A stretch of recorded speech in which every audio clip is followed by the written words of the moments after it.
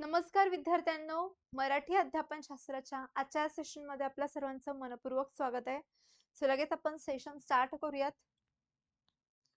बघा, पहिला प्रश्न काय आहे? इयत्ता 6वीच्या विद्यार्थ्यांना शिक्षिका लेखी मथळ्यासह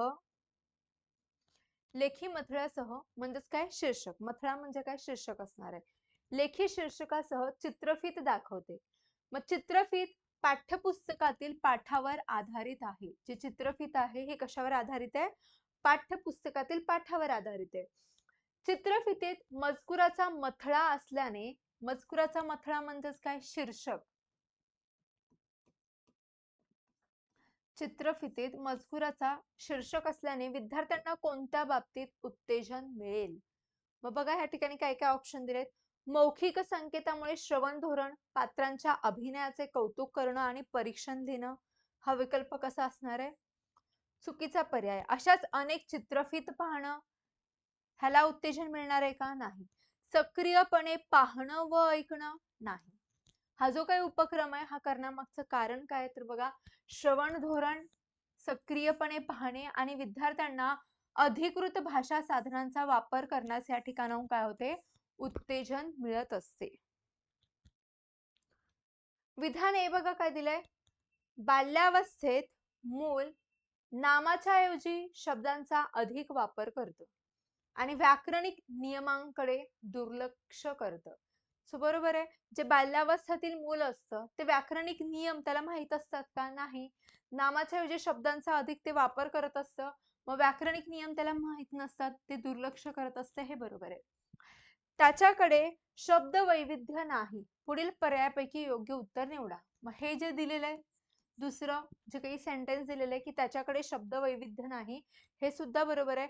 कारण बाल्यावस्थेतील जे मूल असणार आहे त्याचा शब्द भंडार काही फारसा मोठा नसतो. बरोबर. मग बघा, ए बरोबर आहे आणि बी बरोबर आहे हे बघायचंय आपल्याला. म्हणजे ए आणि आर दोन्ही बरोबर आहे असा ऑप्शन बघायचा आहे. बघा, ए आणि आर दोन्ही बरोबर आहेत आणि आर हे ए चे योग्य स्पष्टीकरण आहे. काय योग्य स्पष्टीकरण आहे? बाल्यावस्थेत मूल नामांच्या ऐवजी शब्दांचा अधिक वापर करतं आणि व्याकरणिक नियमाकडे दुर्लक्ष करतं. असं करण्याचं कारण काय? त्याच्याकडे शब्द वैविध्य नाही. बरोबर. म्हणजे एक्सप्लेनेशन आहे. कधी कधी आम्ही आमचे डोळे मिटतो आणि शिक्षिका आम्हाला दप्तरातून एखादी वस्तू काढण्यास सांगते. नंतर आम्हाला त्या वस्तूबद्दल सांगायचे असते. आपल्या वर्गातील हा अनुभव मूल आपल्या आईला सांगते. त्याचं हे जे विधान आहे त्याच्या शिकण्याच्या कोणत्या प्राधान्याबद्दल सुचविते? ओके बघा, वर्गात जो उपक्रम आहे हा उपक्रम कोणता आहे? डोळे बंद करणं, दप्तरातून एक वस्तू काढणं आणि त्या वस्तूबद्दल सांगायचं असतं वर्गामध्ये. मग हा जो काही वर्गातला अनुभव आहे मूल काय करत असतं? आपल्या आईला सांगत असतं. बरोबर. मग त्याचं हे जे विधान आहे त्याच्या शिकण्याच्या कोणत्या प्राधान्याबद्दल सुचवितं? भाषेकडे वळल्यावर मला भाषा समजते, ऐकल्यावर मला भाषा समजते, अनुकरणातून भाषा समजते, आकृती पाहिल्यावर मला भाषा समजते. करेक्ट काय असणार आहे? भाषेकडे वळल्यावर मला काय समजते? भाषा समजते. कारण अनुभवातून आणि वर्तनातून काय केली जाते? जी भाषा आहे ही भाषा समजत असते, वर्णनातून आणि अनुकरणातून. ओके, नेक्स्ट क्वेश्चन बघा या ठिकाणी काय दिलेलं आहे.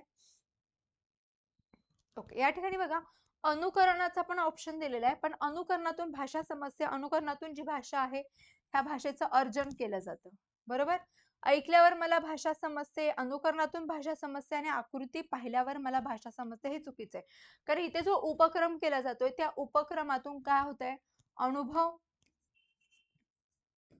अनुभव आणि वर्णन, अनुभव आणि वर्णन या दोन गोष्टीतून जी भाषा आहे ही भाषा शिकली जाते, भाषा समजली जाते.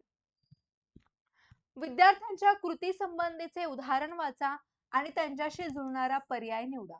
मग कृतीबद्दलचं उदाहरण बघा काय आहे.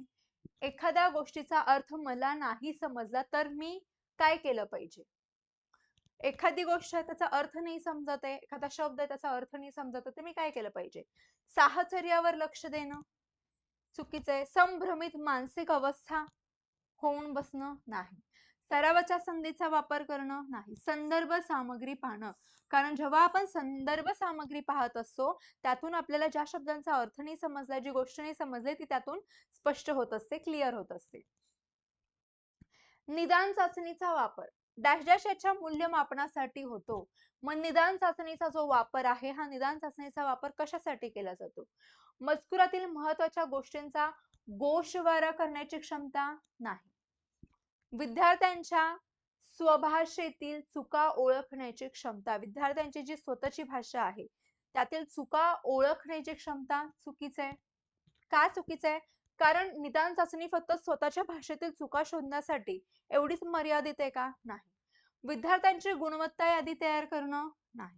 विद्यार्थ्यांच्या भाषिक क्षमता आणि मर्यादा यांचं मूल्यमापन करण्यासाठी निदान चाचणीचा वापर होतो.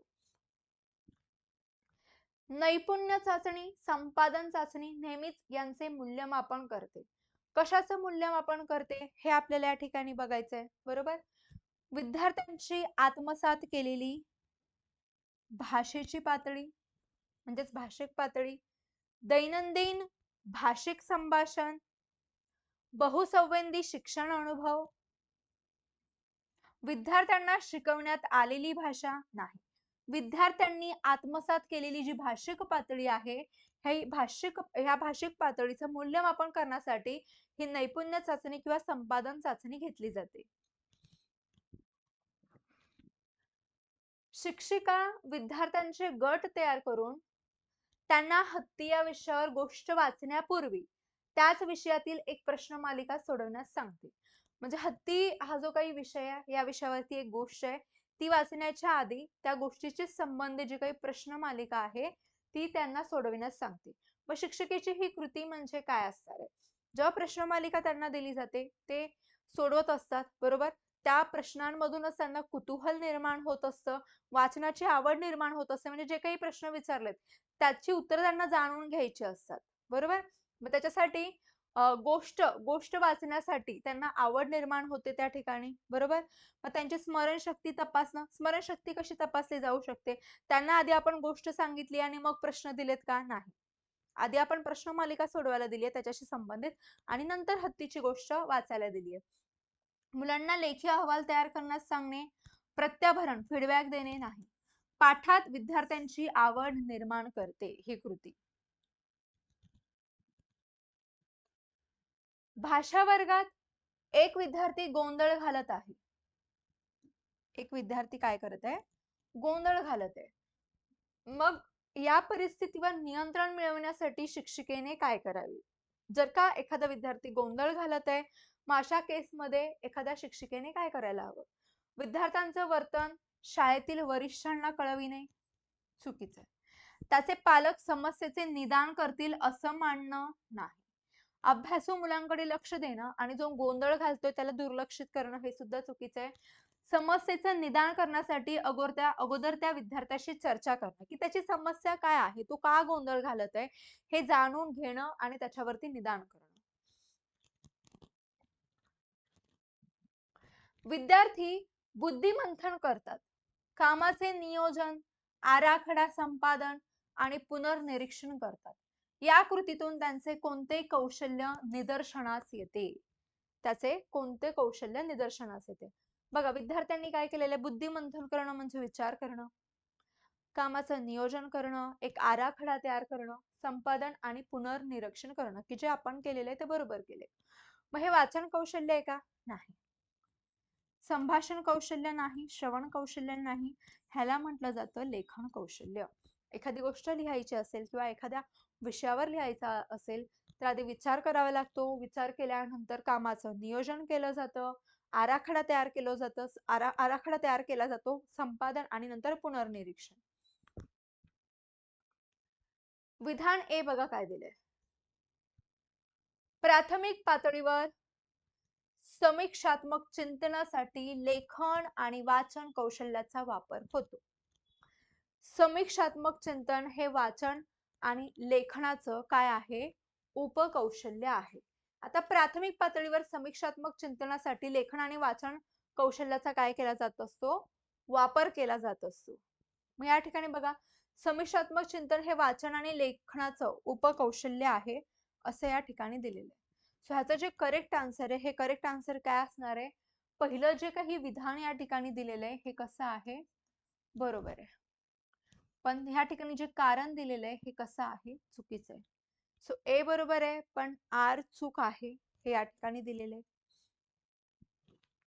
भाषिक कौशल्ये उत्तम प्रकारे कधी संपादित करता येतात? जे काही भाषेची 4 कौशल्ये ती जर का आपल्याला संपादित करायची असेल तर ती आपण कशी करू शकतो? फक्त लेखन चाचण्या आणि नियत कार्य. मर्यादा आली आहे, फक्त म्हटलंय. जर शिक्षकाने एका वेळेस एकाच कौशल्यावर भर दिल्यास नाही. भाषेची जी कौशल्य ती एकत्रितपणे शिकण्यावर भर देणं गरजेचं आहे. आव्हानात्मक आणि यांत्रिक भाषिक सरावाच्या मदतीने नाही. जेव्हा ती अंगभूतपणे काय केली जातात? हाताळली जातात. तेव्हा काय होतो? भाषिक कौशल्य उत्तम प्रकारे संपादित करता येतात. ओके. नेक्स्ट बघा. विद्यार्थ्यांना निवेदन कौशल्य समजले आहे किंवा नाही हे पाहण्यासाठी शिक्षिकेने विद्यार्थ्यांना काय विचारावे? आता विद्यार्थ्यांना निवेदन कौशल्य समजलंय की नाही? निवेदन कौशल्य म्हणजे काय असणार आहे? नरेटिव्ह स्किल असणार आहे. कशा प्रकारे तो त्याचे विचार किंवा एखादी घटना सांगतोय, बरोबर? मग हे पाहण्यासाठी शिक्षिकेने विद्यार्थ्यांना काय विचारावे?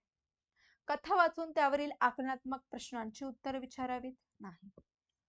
वर्णनपर शब्दांतील चुका दुरुस्त करणं, मजकुरातील शब्द आणि विशेषणावर वर्तुळ करण्यास सांगणं? नाही. ते आश्चर्यचकित झाले अशी घटना सांगण्यास लावणं. कारण जेव्हा एखादा विद्यार्थी काय करत असतो, एखादी घटना सांगत असतो, तेव्हा काय होत असतं? येस, गोष्ट असेल किंवा गोष्ट समजा किंवा भावना किंवा एखादी घटना तो ती व्यक्ती कशा पद्धतीने सांगतेय त्यातून निवेदन कौशल्य समजतं.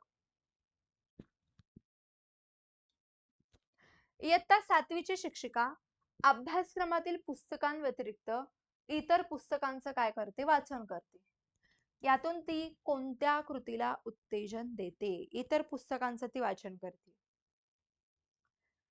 मग बघा, सहवाचन, विस्तृत वाचन, निर्देशित वाचन आणि काय दिलेलं या ठिकाणी? सघन वाचन. आता सघन वाचन म्हणजे काय असणार आहे हे आधी आपण बघून घेऊयात. सघन वाचन म्हणजे काय असणार आहे? मजकूर समजून घेण्यासाठी जे वाचन होतं,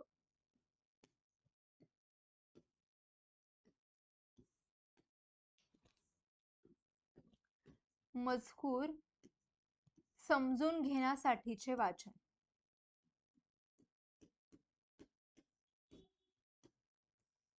ओके. आणि सहवाचन म्हणजे काय? विद्यार्थी आणि शिक्षक, विद्यार्थी आणि शिक्षकांनी एकत्रितपणे केलेलं जे वाचन असतं ते सहवाचन असतं. विस्तृत वाचन जे आहे हे वाचन आनंदासाठी वाचन केलेलं असतं किंवा वाचनाची आवड किंवा वाचनाची सवय निर्मिती व्हावी यासाठी सवय निर्माण व्हावी यासाठी जे वाचन केलं जातं ते विस्तृत वाचन असतं. निर्देशित वाचन काय असणार आहे? शिक्षकांच्या मार्गदर्शनाखाली मर्यादित मजकूर वाचन म्हणजे निर्देशित वाचन. हे काय असणार आहे? विस्तृत वाचन असणार आहे. कारण जी काही पाठ्यपुस्तक आहेत त्याच्या व्यतिरिक्त पुस्तकांचं ती वाचन काय करतेय? करून घेतेय. म्हणजेच हे काय असणार आहे? विस्तृत वाचन असणार आहे. मुख्याध्यापकांनी शिक्षिकेला नवीन सत्रासाठी पाठ्यपुस्तके आणि इतर साधनांची निवड करण्यास सांगितले. ही निवड करताना पुढील पैकी कोणती बाब महत्वाची नाही? बघा, मुख्याध्यापकांनी शिक्षकांना काय सांगितलंय?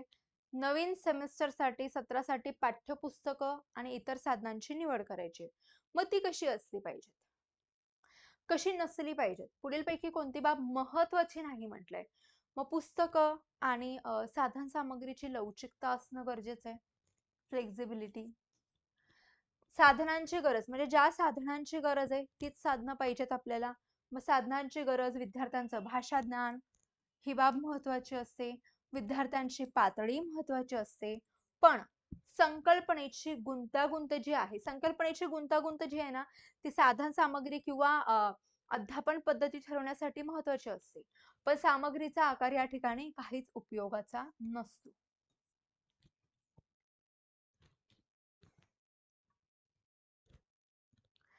विद्यार्थी वापरत असलेल्या भाषा साधनांवर लक्ष ठेवण्यासाठी शिक्षिका काही निकष ठरवते. मग पुढीलपैकी कोणता निकष भाषा साधनांच्या वापरावर लक्ष ठेवण्यासाठी सर्वात उपयुक्त ठरेल? मग बघा काय काय दिलं या ठिकाणी. साधन तयार करणं, सादर करणं, त्यांचा सराव करणं, उच्चारांची निर्मिती, वापर आणि पुनरावर्तन करणं, चेकलिस्ट, समज आणि आकलन निष्पत्ती. करेक्ट काय असणार आहे? जी काही साधनं आहेत त्या साधनांवर लक्ष ठेवण्यासाठी कोणते निकष आहेत, बरोबर? मग निरीक्षण करणं, फीडबॅक देणं म्हणजे प्रत्याभरण सत्र घेणं आणि लेखी अहवाल करणं हे सर्वात उपयुक्त असणार आहे. विद्यार्थ्यांना भाषेचं अध्ययन अध्यापन करताना पुढीलपैकी कोणती बाब वर्गातील साधन ठरत नाही असं म्हटलंय. मग साधन ठरत नाही म्हणजे बघा, वर्गातील ग्रंथालय हे तर अध्ययन अध्यापनासाठी साधन ठरणार आहे, वाचन कोपरा ठरणार आहे, शब्दभिंत ठरणार आहे. पण वर्गातील पद्धतशीरपणा हे साधन आहे का? नाही, एक अमूर्त संकल्पना आहे. हे काय अमूर्त आहे, एक साधन नाही. ओके. विधान आहे बघा, भाषा शिक्षकाने प्रत्येकासाठी वेगळं शिक्षण धोरण आखावं. नवीन भाषा शिकणाऱ्या विद्यार्थ्यांमध्ये वैविध्यता असते. मग या ठिकाणी बघा, भाषा शिक्षकाने काय केलं पाहिजे? प्रत्येकासाठी वेगळं शिक्षण धोरण आखावं आणि नवीन भाषा शिकणाऱ्या विद्यार्थ्यांमध्ये वैविध्यता असते. दोन्ही पण स्टेटमेंट कशा आहेत या ठिकाणी? बरोबर आहेत. ए आणि बी बरोबर आहे. पुढे दिसतंय बघा,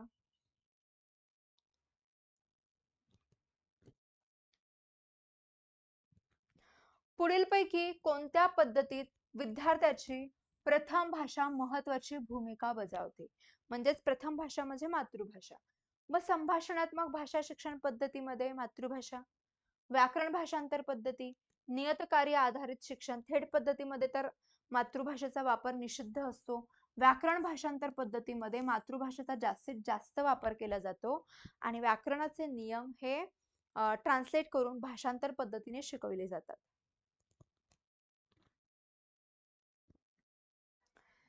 चेतनची प्रथम भाषा ही भोजपुरी आहे. चेतनची प्रथम भाषा कशी आहे? भोजपुरी आहे. तमिळनाडूमध्ये आल्यापासून तो भोजपुरी बोलत नसून सोबत्यांशी फक्त इंग्रजी बोलतो. चेतनची पहिली भाषा काय? भोजपुरी आहे.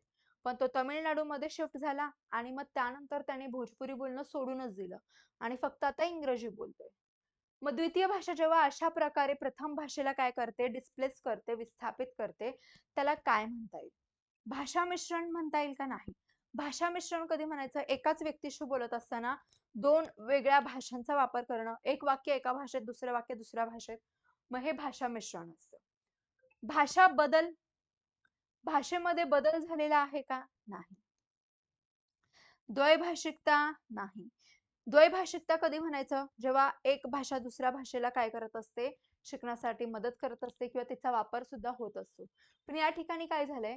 पहिली जी भाषा आहे, दुसरी भाषा शिकल्यामुळे पहिल्या भाषेचा विसर पडलेला आहे, बरोबर? मग ह्याला म्हटलं जातं वजा द्वैभाषिकता. म्हणजे पहिली भाषा पूर्णपणे विसरूनच जाणं आणि दुसऱ्याच भाषेचा वापर करणं, वजा द्वैभाषिकता. पुढीलपैकी कोणता उपक्रम वाचनपूर्व उपक्रमास मदतरूप ठरेल? वाचनपूर्व उपक्रम म्हणजे काय? वाचनाच्या आधीचा उपक्रम. अर्थानुवाद नियुक्त कार्य, व्याकरणिक व्याकरणिक संरचना शिकवणं, विद्यार्थ्यांना मजकुराचा गोषवारा करण्यास सांगणं आणि अनुमान नियुक्त कार्य. या ठिकाणी महत्वाचं कार्य काय असणार आहे? अनुमान नियुक्त कार्य असणार आहे. कारण जो काही मजकूर आपण वाचणार आहोत त्या मजकुराचं शीर्षक काय आहे, बरोबर? किंवा चित्र काय आहेत, कीवर्ड्स वापरून त्या मजकुराचा अंदाज लावणं म्हणजेच काय, अनुमान नियुक्त कार्य. निदान शिक्षणाच्या संदर्भात कोणते विधान योग्य आहे?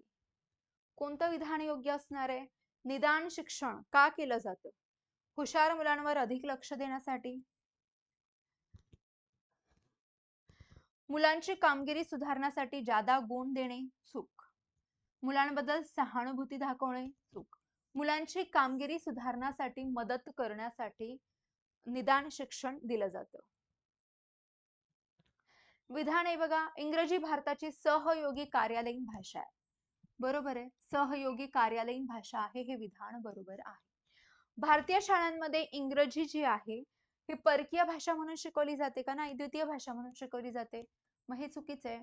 ए बरोबर, आर चूक. ए बरोबर आहे, पण आर कसं आहे? चुकीचं आहे. पुढील पैकी कोणती बाब भाषेचं वैशिष्ट्य नाही? भाषा सांकेतिक आहे का? तर हो, भाषेला संकेत असतात, भाषा सांकेतिक आहे. भाषा सामाजिक आहे, किंवा कारण समाजामध्ये राहून भाषेचा काय होत असतो? विकास होत असतो. आणि भाषा ही पद्धतशीर आहे. पद्धतशीर आहे म्हणजेच काय? व्याकरणाचे काही नियम आहेत, रूल्स आहेत, बरोबर. भाषा म्हणजे आवाज, हे चुकीचं आहे. कारण भाषा ही आवाजापुरती मर्यादित राहत नाही. आवाज म्हणजे भाषा नाही. चिन्ह, संकेत, त्यांचे अर्थ म्हणजे भाषा असते. विधाने, विद्यार्थ्यांना पूर्वज्ञानाची आठवण करून देणं महत्वाचं आहे. अगदी बरोबर आहे. विद्यार्थ्यांना पूर्वज्ञानाची आठवण करून दिलेल्याने त्यांना पूर्वज्ञानाची नवीन ज्ञानाशी सुसंगती लावण्यास मदत होते, हे सुद्धा बरोबर आहे. दोन्ही अगदी बरोबर दिलेलं आहे आणि करेक्ट एक्सप्लेनेशन दिलेलं आहे. ए आणि आर दोन्ही बरोबर आहेत आणि आर हे ए चं योग्य स्पष्टीकरण आहे.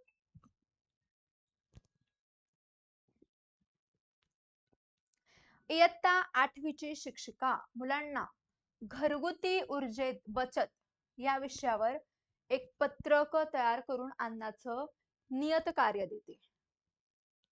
ओके, या उपक्रमातून भाषेसंबंधी कोणत्या घटकाची काळजी घेतली जाईल? आता घरगुती ऊर्जेत बचत या विषयावर जर का पत्रक तयार करायचं असेल तर विद्यार्थी लिहिताना कशा प्रकारची वाक्य वापरणार आहे? ऊर्जेची बचत करण्यासाठी असे करा, असे करावे, बरोबर. म्हणजे सूचना दिल्या जाणार आहेत ह्याच्यामध्ये, बरोबर. प्रश्न असणार आहेत का? त्याच्यात तुलना असणार आहे का? भूतकाळ असणार आहे का? नाही. भूतकाळामध्ये ते लिहिलं जाणार आहे का की घरगुती ऊर्जेत बचत, घरगुती ऊर्जेत बचत करायची असेल तर अशा पद्धतीने करा, हे करा, ते करा, हे तुम्हाला इन्स्ट्रक्शन, सूचना सांगितल्या जातील. पण भूतकाळ वापरला जाईल, तुलना आहे का? नाही. प्रश्न प्रकार आहे का? नाही. सकारात्मक आज्ञार्थ किंवा सूचना प्रकारची वाक्य ह्या पत्रकामध्ये दिसतील. गिराईकाशी व्यावसायिक संभाषण करण्याचे कौशल्य विकसित करणं हे उद्दिष्ट ठरवून एखाद्या पाठाची रचना करणं. हे उद्दिष्ट पुढीलपैकी कोणत्या लेखन प्रकारापासून साध्य केले जाऊ शकते? बघा, गिराईकाशी व्यावसायिक संभाषण करणं. आता व्यावसायिक संभाषण म्हटलं की ते कोणत्या प्रकारचं असणार आहे? औपचारिक असणार. अनौपचारिक असेल का? नाही. औपचारिक संभाषण आहे. मग अहवाल असेल, विवरण असेल, लेख असेल, ह्याचा उपयोग फक्त माहिती देण्यासाठी होतो.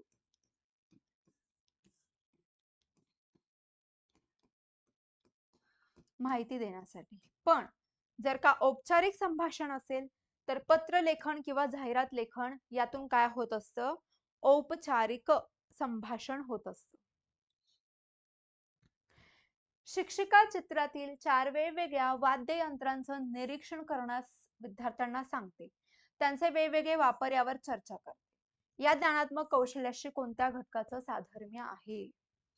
कल्पना केली जाते का इथे? नाही, कल्पनेचा काहीच या ठिकाणी प्रश्न येत नाही. कारणी मीमांसा करणं किंवा रचना करणं, रचना सुद्धा आपल्याला या ठिकाणी करायची नाही. आपल्याला काय करायचंय? जी 4 वाद्ययंत्र आहेत त्यांचं निरीक्षण करायचंय, बरोबर. आणि त्यांचे वेगवेगळे वापर ह्याच्यावरती काय करायचे? चर्चा करायची, म्हणजेच काय? विश्लेषण करायचंय. एकभाषीय माणसं, ज्यांना अशी माणसं ज्यांना फक्त एकच भाषा माहिती आहे, ठाऊक आहे, जेव्हा एकाच विषयावर बोलताना अनौपचारिक संभाषणातून औपचारिक संभाषणाकडे वळतात, असे करणे म्हणजे काय? आता भाषा मिश्रण म्हणजे काय? एकच वाक्य किंवा एकाच व्यक्तीशी बोलत असताना 2 वेगळ्या भाषेत बोलणं, ते झालं भाषा मिश्रण. पण भाषा बदल म्हणजे काय? आधी आपण एका व्यक्तीशी बोलत असतो इंग्रजीमध्ये, आणि परत दुसऱ्या व्यक्तीशी आपण हिंदीमध्ये बोलतो म्हणजे भाषेचा बदल केला, ह्याला भाषा बदल म्हणतात. आणि कधी कधी भाषा बदल कशाला म्हटलं जातं, एकाच व्यक्तीशी बोलत असताना सुरुवातीला आपण औपचारिक संभाषण करतोय, औपचारिक भाषा वापरतोय, आणि त्याच व्यक्तीशी बोलताना नंतर आपण काय करतोय, अनौपचारिक भाषा वापरतोय. म्हणजे ह्याला सुद्धा काय म्हटलं जातं, भाषा बदल असं म्हटलं जातं. अनौपचारिक संभाषणातून औपचारिक संभाषणाकडे वळणं म्हणजे भाषेमध्ये बदल करणं. मुलांचे आपल्या समूहात इतरांशी संभाषण, मैत्री, संबंध हे पुढीलपैकी कोणत्या भाषा प्रकारावर आधारलेले असते? तर बघा, मुलांचे आपल्या समूहात इतरांशी संभाषण करणं, मैत्री करणं, संबंध म्हणजे या ठिकाणी एखादा बालक किंवा विद्यार्थी किंवा मुलं काय करत असतात, मित्रांसोबत खेळत किंवा समाजामध्ये राहून ते काय करत असतात, भाषा शिकत असतात. ह्याला स्थानीयता म्हणता येईल का? नाही. आत्मसातीकरण नाही. सांस्कृतिकरण नाही. भाषिक सामाजिकीकरण म्हणता येईल. ह्याला काय म्हटलं जातं? भाषिक सामाजिकीकरण. मग भाषिक सामाजिकीकरण म्हणजे काय असणार आहे? समाजामध्ये राहून भाषा वापरायची पद्धत शिकणं. समाजामध्ये राहून भाषा वापरायची काय करणं? पद्धत शिकणं. ह्याच्यामध्ये जे अ, मुलं आहेत, ही मुलं काय करत असतात? तर संवादातून, खेळण्यातून, मैत्रीच्या माध्यमातून भाषा शिकत असतात. ओके, शेवटचा क्वेश्चन बघा. शब्दसंग्रहाचा वापर करताना व्याकरण हे विद्यार्थ्यांची कोणत्या बाबतीत वाट सुकर करते? शब्दसंग्रहाचा वापर करताना व्याकरण, ओके, व्याकरणाचा काय त्या ठिकाणी महत्व आहे, व्याकरण कशा पद्धतीने मदत करते? तर ऐकलेली घटना पुन्हा सांगणे नाही. वरच्या इयत्तेत लेखन आराखडा तयार करणं नाही. औपचारिक संभाषणात नेमकेपणा आणि आत्मविश्वासाने बोलणं नाही. तर बघा, व्याकरण जे आहे हे व्याकरण काय करत असतं? व्याकरण म्हणजेच नेमकं काय? तर पदबंधातून योग्य शब्दांचा क्रम लावणं आणि अर्थपूर्ण वाक्य तयार करणं म्हणजे व्याकरण असतं, बरोबर? मग व्याकरण काय करत असतं? जो काही शब्दसंग्रह आपल्याला माहितीये त्याचा योग्य वाक्यरचनेमध्ये वापर करण्यास मदत करत असतं. म्हणजेच काय? पदबंधातून अर्थपूर्ण आणि संभाषण अभिव्यक्ती करण्यास व्याकरण मदत करत असतं. Okay, thank you.